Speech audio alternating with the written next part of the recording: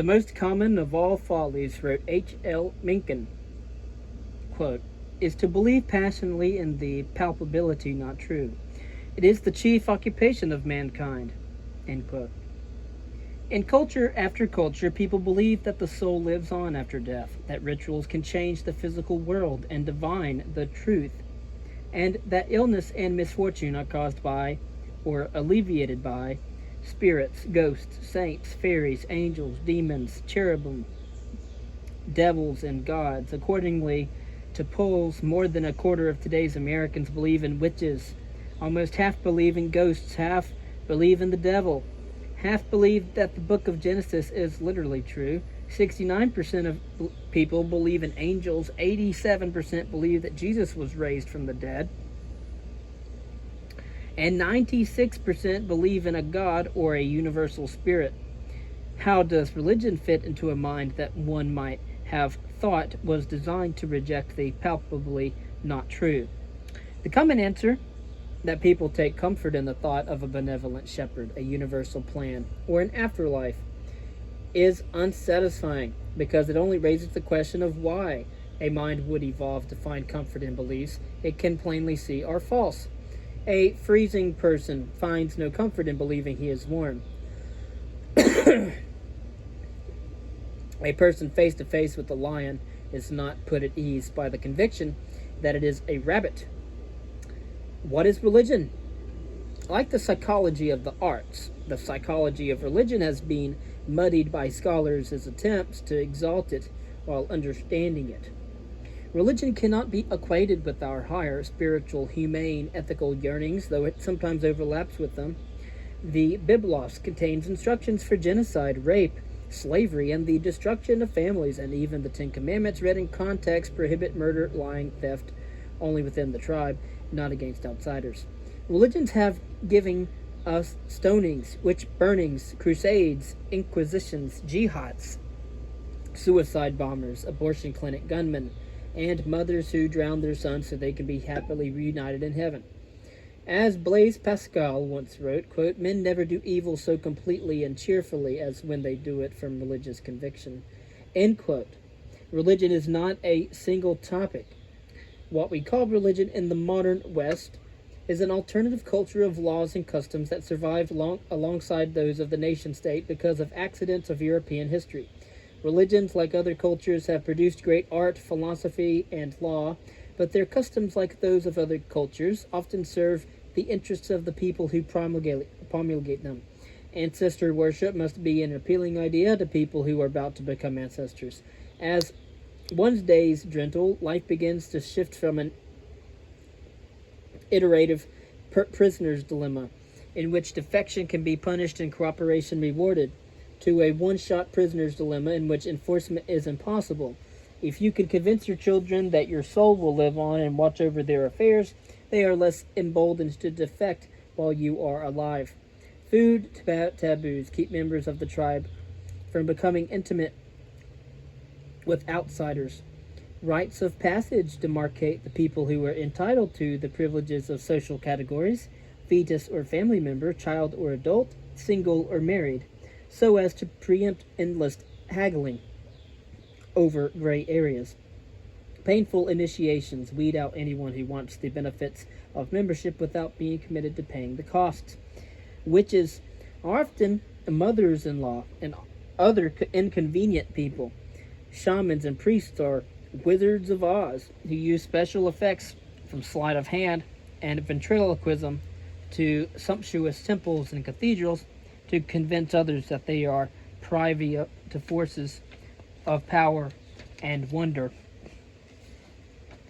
Let's focus on the truly distinctive part of the psychology of religion. The anthropologist Ruth Benedict first pointed out the common thread of religious practice in all cultures. Religion is a technique for success. Ambrose Bierce defined to pray as, quote, to ask that the laws of the universe be annulled on behalf of a single petitioner confessedly unworthy, end quote. People everywhere beseech gods, goddesses, and spirits for recovery from illness, or success in love or the battlefield, and for good weather as well. Religion is a desperate measure that people resort to when the stakes are high and they have exhausted the usual techniques for the causation of success, medicines, strategies, courtship, and in the case of the weather, nothing.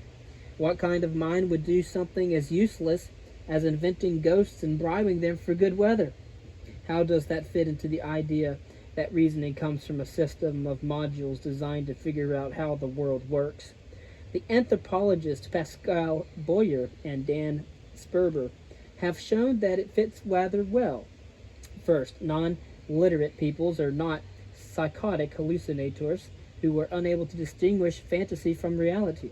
They know there is a humdrum world of people and objects driven by the usual laws, and find the ghosts and spirits of their belief system to be terrifying and fascinating precisely because they violate their own ordinary intuitions about the world. Second, the spirits, talismans, seers, and other sacred entities are never invented out of a whole cloth. People take a construct from one of the cognitive modules, an object, person, animal, natural substance, or artifact, and cross out a property or write in a new property, letting the constructs keep the rest of its standard issue traits. A tool or a weapon or substance will be granted some extra causal power, but otherwise is expected to behave as it did before. It lives at one place at one time, is unable to pass through solid objects, and so on and so forth. A spirit is stipulated to be exempt from one or more of the laws of biology, such as growing, aging, or dying, physics, such as solidity or visibility or causation by contact, or psychology. Thoughts and desires are known only through behavior. But otherwise, the spirit is recognizable as a kind of person or animal. Spirits see and hear, have a memory, have belief and desires, act on conditions that they believe will bring about a desired end or effect, make decisions, and issue threats and bargains. When the elders spread religious beliefs, they never bothered to spell out these defaults. And so no one ever says, quote, if the spirits promise us good weather in exchange for a sacrifice, and they know we want good weather, they predict that we will make the sacrifice, end quote. They don't have to, because they know that the minds of the peoples will automatically supply these beliefs from their tacit knowledge of psychology. Believers also avoid working out the strange logical consequences of these piecemeal revisions of ordinary things. They do not pause to wonder why a God who knows our intentions has to listen to our prayers, or how a God can both see into the future and care about how we choose to act. Compared to the mind-bending ideas of modern science, religious beliefs are notable for their lack of imagination. God is a jealous man. Heaven and hell are places. Souls are people who have sprouted wings. And that is because religious concepts are human concepts with a few emendations that make them wondrous and a longer list of standard traits that make them sensible to our ordinary ways of knowing. But where do people get the emendations? Even when all these and all else has failed, why would they waste time spinning ideas and practices that are useless and sometimes even harmful? So why do not they accept that human knowledge and power have limits and conserve their thoughts for domains in which they can do some good? I have alluded to one possibility. The demand for miracles creates a market that would-be priests compete in, and they can succeed in exploiting people's dependence on experts. I let the dentist drill my teeth and the surgeon cut into my body, even though I cannot possibly verify for myself the assumptions they use in order to justify those mutilations. That same trust would have made me submit to medical quackery a century ago, and to a witch doctor's charms millennia ago. Of course, witch doctors must have some track record, or they would lose all credibility, and they do blend their hocus pocus with genuine practical knowledge, such as herbal remedies and predictions of events, for instance, the weather, that are more accurate than chance. And beliefs about a world of spirits do not come from nowhere. They are hypotheses intended to explain certain data that stymie our everyday theories. Edward Tyler, an early anthropologist, noted that animistic beliefs are grounded in universal experiences. When people dream, Their body stays in bed, but some other parts of them is up and about in the world in their dream. The soul and the body also part company in the trance brought on by an illness or hallucinogen. And even when we are awake, we see shadows and reflections in still water that seem to carry the essence of a person without having mass, volume, or continuity in time and space. And indeed, we always are pattern seekers, looking for patterns in things where patterns are not there. And of course, and in death, the body has lost some invisible force that animates it in life. One theory that brings these facts together is that the soul wanders off when we sleep, lurks in the shadows, looks back at us from the surface of a pond, and leaves the body when we die. Modern science, of course, has come up with a better theory of shadows and reflections, but how well does it do at explaining the sentient self that dreams, imagines, and directs the body? Some problems continue to baffle the modern mind, and as the philosopher Colin McGinn put it in his summary of them, quote, "The head spins in theoretical disarray, no explanatory model suggests itself, bizarre ontologies loom, there is a feeling of intense confusion, but no clear idea about where the confusion lies," end quote. Consciousness in the sense of sentience or subjective experience, not in the sense of information access or self-reflection. How could an event of neural information processing cause the feel of a toothache or the taste of a lemon or the color of purple? And so how could I know whether a worm, a robot, a brain slice in a dish, or you are sentient? Is your sensation of red the same as mine? Or might it be like my sensation of green? What is it like to be dead? And so, another imponderable, is it the self? What or where is the unified center of sentience that comes into and goes out of existence, that changes over time but remains the same entity, and that has a supreme moral worth? Why should the I of 1997, that's when I was born, reap the rewards and suffer the punishments earned by the I of a time before I was born? Or why should someone in 2025 reap the rewards and suffer the punishments earned by the I of 2006? So say I let someone scan a blueprint of my brain into a computer, destroy my body, and reconstitute me in every detail, including all memories. And would I have taken a nap or committed suicide? If two eyes were reconstituted, would I have doubled the pleasure? How many cells are in the skull of a split brain patient? And what about in the partly fused brains of a pair of Siamese twins? When does a zygote acquire a self? And how much of my brain tissue has to die before I die? So, free will is another enigma.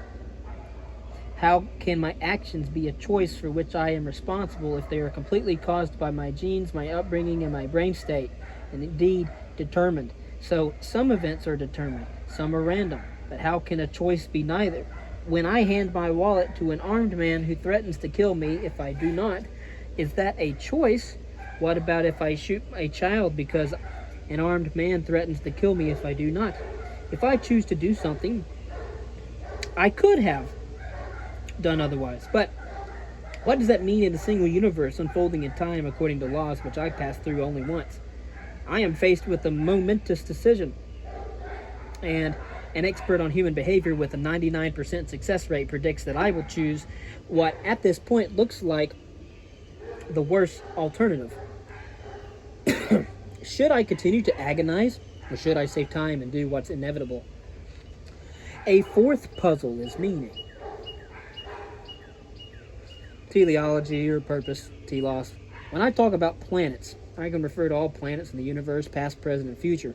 But how could I right now here in my house, or actually sitting outside my house on the porch, be standing in some relationship to a planet that will be created in a distant galaxy in 5 million years? If I know what natural number means, my mind has commerce with an infinite set. But I am a finite being who has tasted a tiny sample of the natural numbers. Knowledge is just as perplexing. How could I have arrived at the certainty that the square of the hypotenuse is equal to the sum of the squares of the other two sides, everywhere and for all eternity, here in the comfort of my armchair, with not a triangle or tape measure in sight?